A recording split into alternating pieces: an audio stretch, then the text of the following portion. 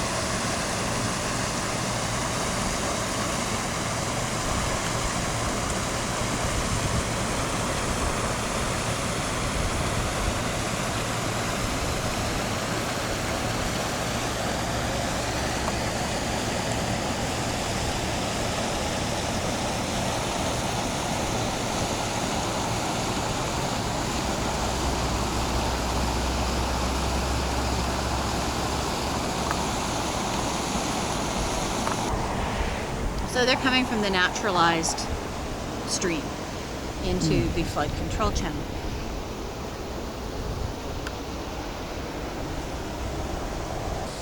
So what I wanted to show you is how this system operates when we do have a lot of rain. Okay. So we have to go further up here. Okay.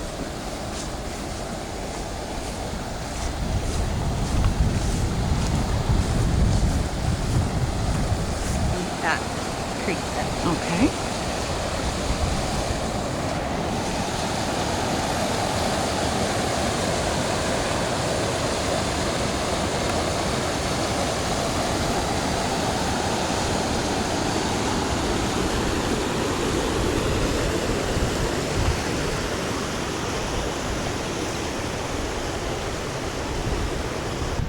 Right.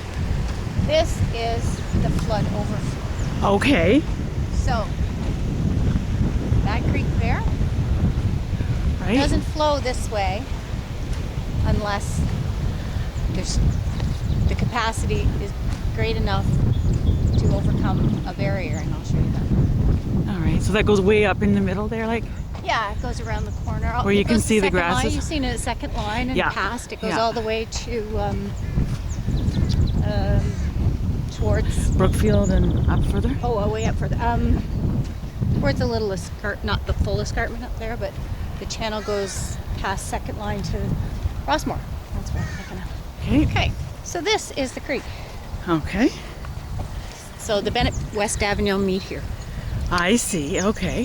When it's flowing normally, that water goes through that dam All right. and it carries on through a naturalized creek. Okay. You can't see Over that it's way, all but- grown up. One of these log dams, it's just you put it in, we leave it, Right. that's what it operates at. So as the water comes up here, Okay. it will, if it gets high enough, flow down this way and join up. I got you. So the there's like a channel. little. Exactly. Very cool. So this can get very, very high, but it's received at an area that can take a greater capacity. Right. Very interesting, eh? So this is called a diversion channel a diversion channel. because it diverts excess water that way. Wow. And this has been naturally flowing. Wow. It looks great, Rhonda. The guys have done an excellent job. Yeah. Conservation Authority at work, people. Yeah. Yes. On a budget that's not ginormous. 2 people working since around the 1st June. Okay. One small excavator, or the baby excavator. Right. Right. Have done all this. And that excavator is relatively new purchase, isn't it? Yes, we got that in 2014. Wow. It's so important, the work of the Conservation Authority. Yes, and we thank the city for purchasing the excavator for us. As a result of the flood situation in 2013, none of us could keep up, and so that helps us do a lot more preventative maintenance. Right. Right. In the past, preventative maintenance of this magnitude would have to we would have to apply for special project funding from the Ministry of Natural Resources and the city.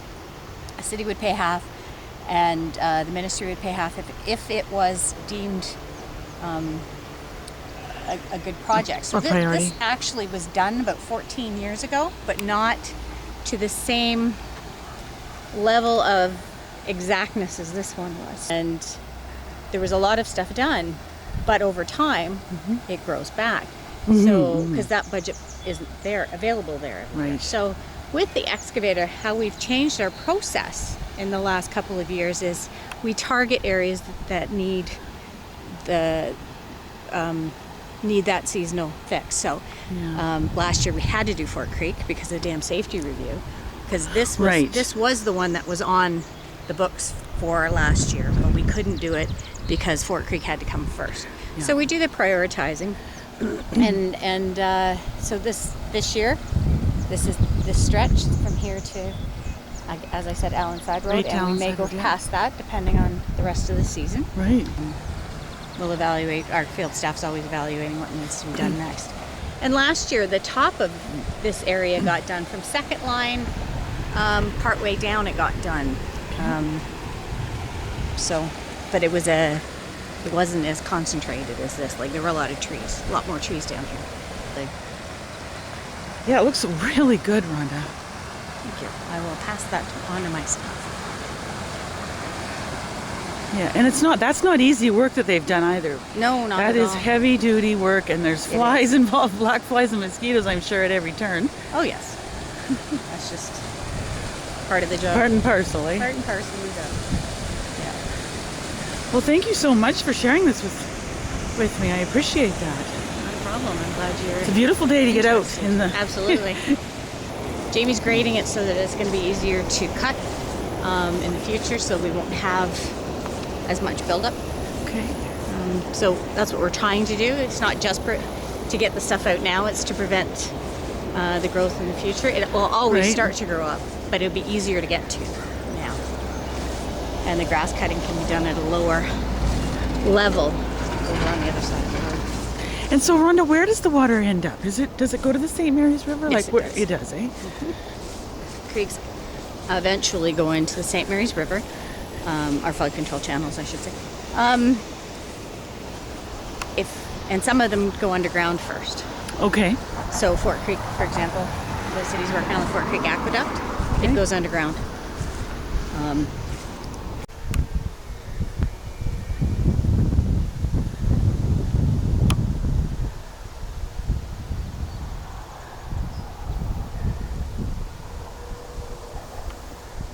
That's nice. But it must be hard to cut the grass along these steep. It is. Yeah. You guys are experts. Yeah, we get the machines and they know how to get it done properly. I mean, safety first.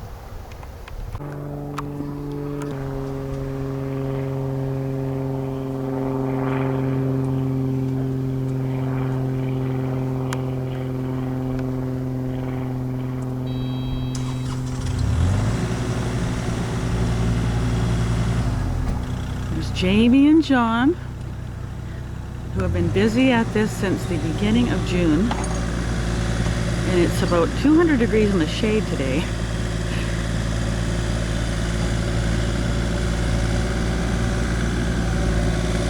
So this has been a priority for the Conservation Authority to get the Davignon Bennett floodway fixed. And this is not an easy job.